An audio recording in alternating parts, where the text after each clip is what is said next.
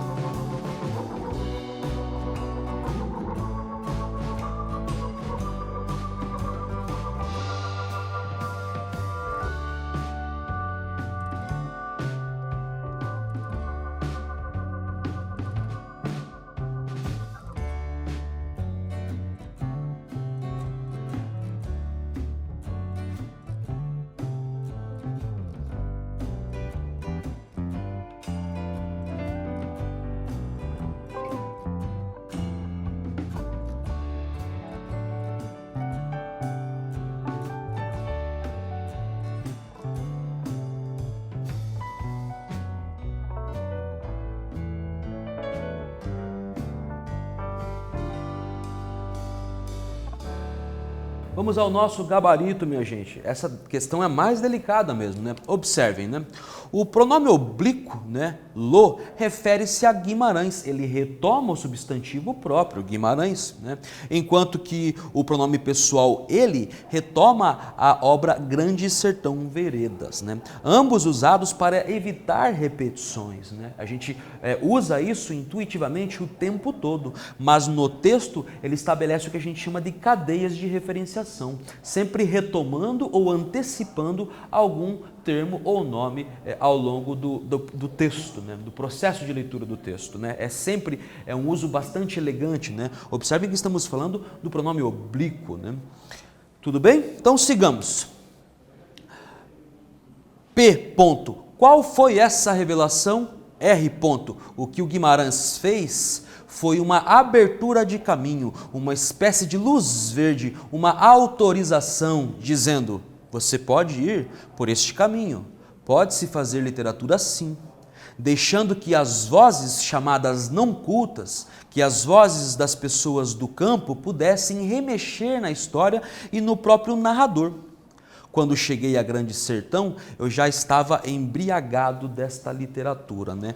Observem que estamos falando sobre literatura e a nossa imagem informa também em consonância com o texto verbal, né? Observem que quando eu li P.R. São as abreviações de pergunta e resposta, marcando os turnos de fala, né, desta entrevista. Pois bem, vamos então para a nossa segunda atividade. Releia.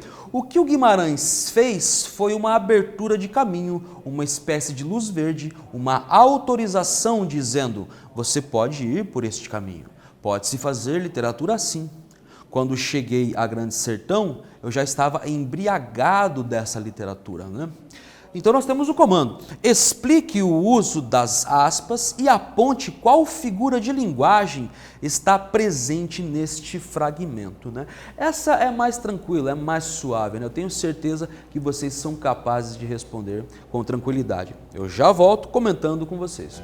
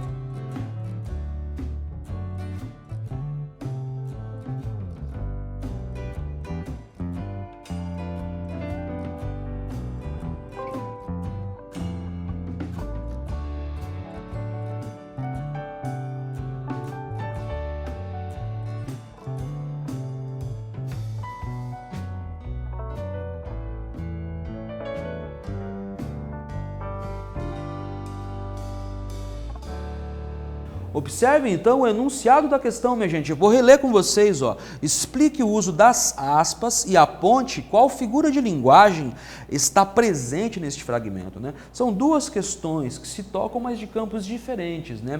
Uma diz respeito a esse uso gráfico das aspas, o que ele indica, né? A segunda é um mergulho na estilística, no estudo do estilo do texto, né?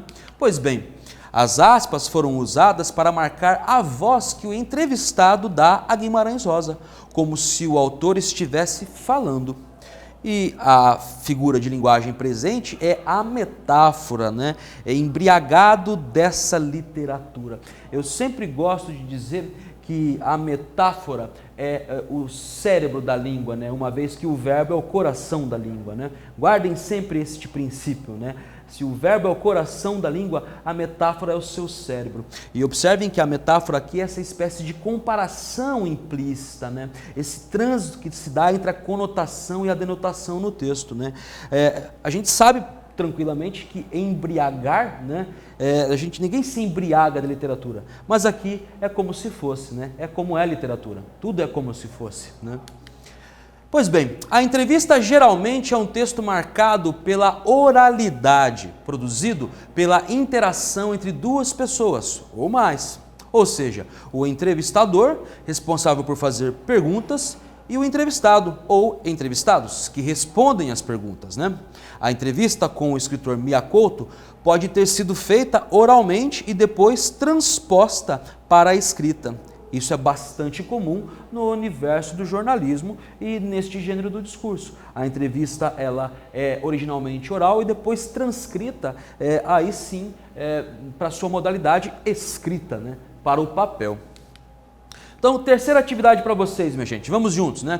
Observe a afirmação abaixo sobre o texto entrevista e escreva a justificativa adequada a ela, né? Observem, nas entrevistas publicadas em meios impressos, por exemplo, é possível perceber a utilização de muitos sinais de pontuação, como travessão, aspas, reticências, interrogação, parênteses, em alguns casos até detalhando aspectos do entrevistado, como emoções, lágrimas e risos. Pensem aí, eu já volto comentando com vocês.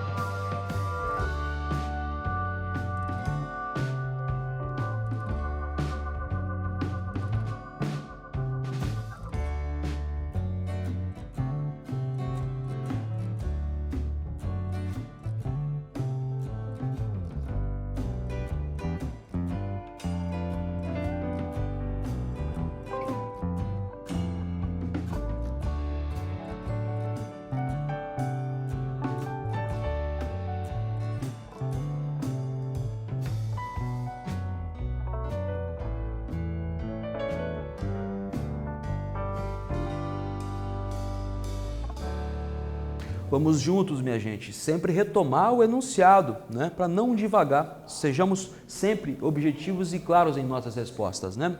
Observe a afirmação abaixo sobre o texto entrevista e escreva a justificativa adequada a ela, né?